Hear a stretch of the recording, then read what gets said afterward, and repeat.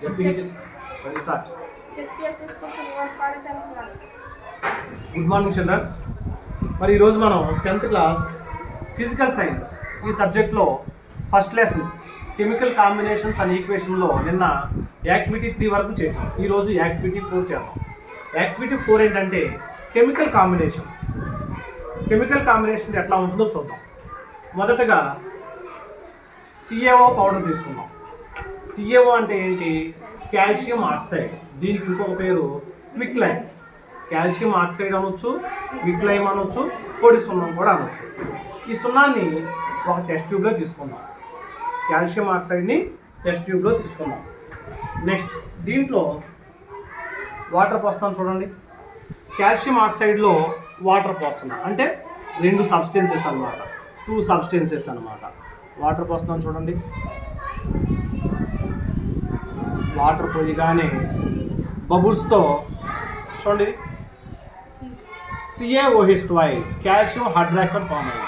CaOH2 ఒకసారి చేతితో పట్టుకోమా. వేడిగా ఉందా? ఎట్లా ఉంది? టెంపరేచర్ పెరిగిందా లేదా? మరి ఒక్కసారి కాల్షియం ఆక్సైడ్ని వాటర్తో కలిపారు అంటే 2 సబ్స్టెన్స్ తీసుకుంటే సింగిల్ సబ్స్టెన్స్ ఏర్పడిందా లేదా? దీన్నే కెమికల్ కాంబినేషన్ అంటారు. కెమికల్ ఈక్వేషన్ చూడండి.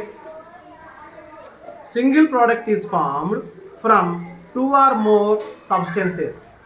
సింగిల్ ప్రోడక్ట్ ఇక చూడండి. Single product is formed from 2 or more substances is called chemical combination. అంటే కెమికల్ కాంబినేషన్ పేరులోనే ఉంది. ఈ 2 కంబైన్ అయ్యి సింగిల్ ప్రోడక్ట్ ఏర్పడింది కాబట్టి దీన్ని కెమికల్ కాంబినేషన్ అంటారు. దీన్ని ఏమంటారు? Chemical combination. నెక్స్ట్ అదేవిధంగా యాక్టివిటీ 5 కూడా చూద్దాం.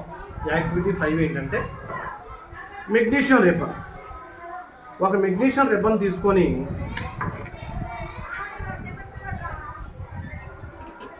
దీన్ని మొదటగా రబ్ చేస్తున్నాం చూడండి.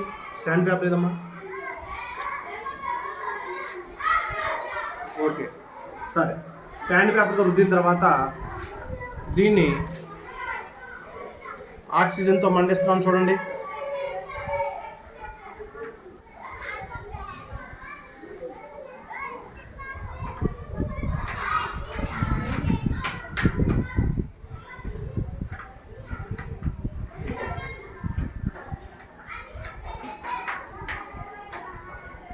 చేసేసాం.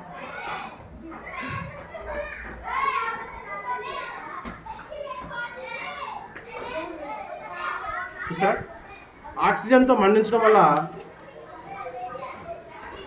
గ్లేజింగ్ ఫ్లేమ్ ఫామ్ అయిందా లేదా? దాన్ని ఏమంటారంటే మెగ్నీషియం ఆక్సైడ్ అంటారు. దాన్ని ఏమంటారు? Magnesium oxide.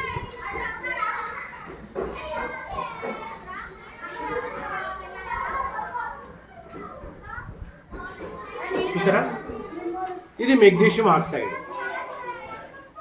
మరి హీట్ కూడా వచ్చిందా లేదా? హీట్ కూడా వచ్చింది. ఓకే చూసారా? అంటే ఈక్వేషన్ చూడండి. మెగ్నీషియం రిబ్బన్ తీసుకొని ఆక్సిజన్లో మండిస్తే కనుక మెగ్నీషియం ఆక్సైడ్ వచ్చింది. అంటే single substance is formed from 2 or more substances. ఇలా వస్తే కనుక దీన్ని కెమికల్ కాంబినేషన్ అంటారు. నెక్స్ట్ అదేవిధంగా ఇంకొక రియాక్షన్ చూద్దాం. పృథ్వీ తీసుకురండి.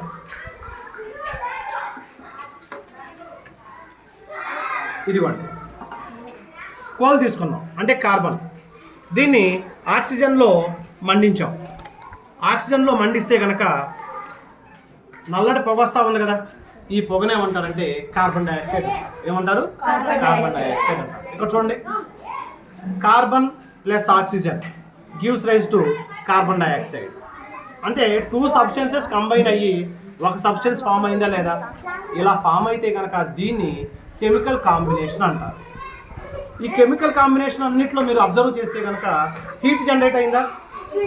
మరి కాల్షియం ఆక్సైడ్ తీసుకుంటే ఏదమ్మా? కాల్షియం ఆక్సైడ్ తీసుకుంటే కనుక హీట్ జనరేట్ అయింది.